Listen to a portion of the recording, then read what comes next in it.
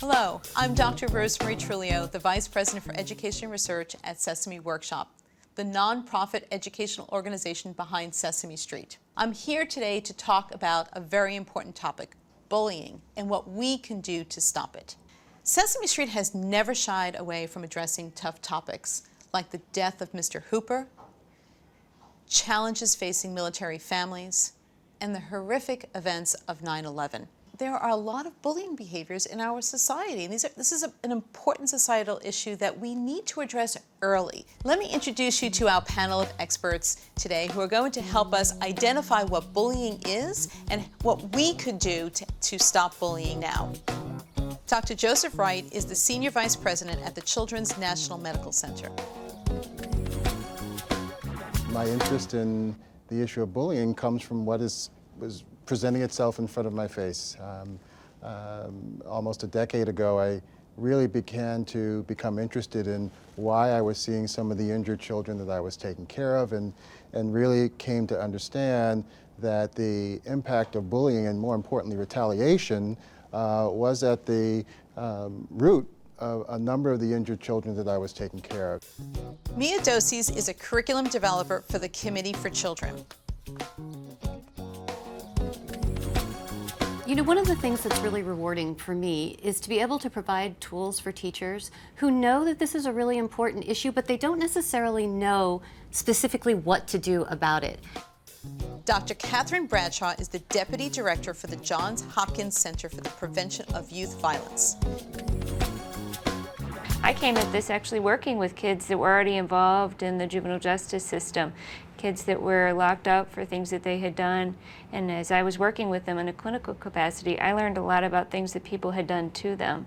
And it became very apparent to me that many of those children were witnessing violence in the home, in their community, and also in their peer relationships, and that's what drew me to bullying. Dr. Jamie Ostrov is an Associate Professor of Psychology at the State University of New York at Buffalo. Bullying is associated with major problems, both concurrently, that is during early childhood, but then there are long-term effects as well. And so as a developmental psychologist, I can attest to the fact that it's important that we deal with these issues at the beginning. Trudy Ludwig is a children's advocate and author of My Secret Bully and Confessions of a Former Bully. We've normalized this abnormal behavior far too long, and often our media glamorizes meanness, and I think we really need to redefine what it means to be a popular person, popularity through acceptance as opposed to popularity through dominance. Bullying is definitely a societal issue. 56% of children have said that they have personally witnessed bullying. Clearly, it is a pervasive issue.